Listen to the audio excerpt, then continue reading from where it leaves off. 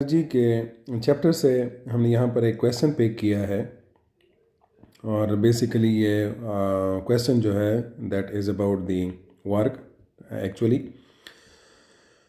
Data जो यहाँ पर प्रोवाइड किया गया है क्वेश्चन के स्टेटमेंट में वो इस तरह से है that an object is displaced from point A के कोऑर्डिनेट्स ये दिए गए हैं टू पॉइंट बी के कोऑर्डिनेट्स ये दिए गए हैं अंडर अ कांस्टेंट फोर्स, और ये जो फोर्स है ये इस पैटर्न में दी गई है प्रॉपर वेक्टोरियल फॉर्म में। ठीक है, यहाँ पर ये यूनिट वेक्टर्स है आई जे के। स्टेटमेंट में फाइनल क्वेश्चन जो है वो ये है that find the work done by this force in this process. Options में हमारे पास 9 जूल है, 0 है, -9 जूल है और 20 जूल है।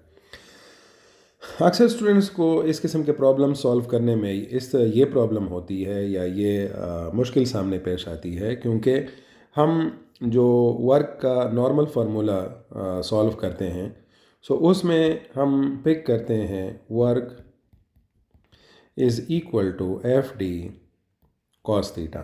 ठीक है, और थीटा बेसिकली क्या होता है, that is the angle between F and D. तो यहाँ पर आपको जब एंगल नहीं नज़र आता तो ऑब्वियसली आपको थोड़ा सा बैकग्राउंड नॉलेज आपका क्लियर होना चाहिए है, और बेसिकली इसके लिए किस चीज़ की ज़रूरत आपको पड़ती है कि वर्क जो है it is a scalar product of force and displacement. तो बेसिकली आप कहेंगे कि स्केलर प्रोडक्ट तो कोर्स से एमडी कैट में आउट है, यस आउट है, लेकिन चूँकि वर्क चूँकि एक स्केलर प्रोडक्ट का रिज़ल्ट है सो इसलिए हमें इस चीज़ की अंडरस्टैंडिंग मतलब स्टूडेंट को ये होनी चाहिए है कि स्केलर प्रोडक्ट में किस तरह से दो वेक्टर्स को मल्टीप्लाई किया जाता है, बिकॉज उसी के बेस पर नॉट ओनली वर्क बल्कि अगर आप फ्लक्स की बात करते हैं flux is equal to E dot A. ठीक है, यहाँ पर भी ये चीज़ आपको नज़र आती है सो वहाँ पर भी आपके साथ ये क्वेश्चन आ सकता है, या लेट से आप पावर की इक्वेशन लिखते हैं so power is equal to force dot velocity. तो यहाँ पर भी आपको इन चीज़ों का सामना करना पड़ सकता है। सो इसलिए इस किस्म का डाटा आपके सामने आना जो है ये कोई ऐसी चीज़ नहीं होगी कि आप कंसिडर करेंगे कि ये तो कोई आउट ऑफ कोर्स क्वेश्चन आ गया है। सो आपने क्या करना है, ए से लेकर बी तक जो डिस्प्लेसमेंट हुई है वो आपने मालूम करनी है। So let's say I write it as A B, और ज़ाहिर है मैं क्या करूँगा, बी के कोऑर्डिनेट्स हैं ए के कोऑर्डिनेट सिंपल सब्ट्रैक्ट करूँगा। तो जिस तरह ए के कोऑर्डिनेट्स यहाँ पर दिए हुए हैं 2 3 4, so basically 2 3 4 is 2 is X, 3 is Y and 4 is Z. So B के कोऑर्डिनेट्स से 2i plus 3j plus 4k, इससे हम किसके कोऑर्डिनेट सब्ट्रैक्ट कर लेंगे, बी के। सो बी के कोऑर्डिनेट्स हैं 1 2 3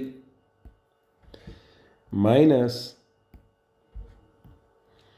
i प्लस j 1 2 3 2j और 3k। ठीक है, तो अब इसको सॉल्व करना सिंपल है, कोई इतना मुश्किल वाली बात नहीं है। 2 से आप i को सब्ट्रैक्ट कर लें, दिस विल बी i।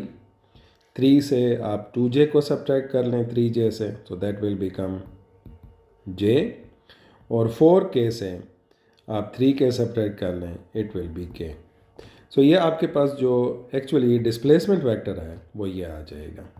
ठीक है, तो अब आपने क्या करना है, फोर्स और डिस्प्लेसमेंट के स्केलर प्रोडक्ट निकालना है। तो फोर्स का मैग्नीट्यूड, फोर्स का जो वेक्टोरियल रिप्रेजेंटेशन है वो यहाँ पर दिया हुआ है, वो हम लिख लेते हैं। वो कहाँ पर है,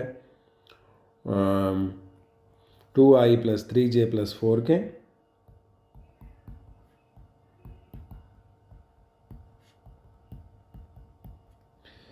और ये आपके पास एक वेक्टर हो गया, और दूसरा वेक्टर आपके पास आ जाएगा जो डिस्प्लेसमेंट वेक्टर है, that is i plus j plus k।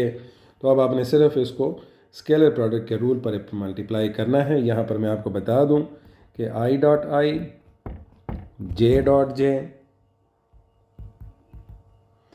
और के डॉट के ये 1 के बराबर होता है।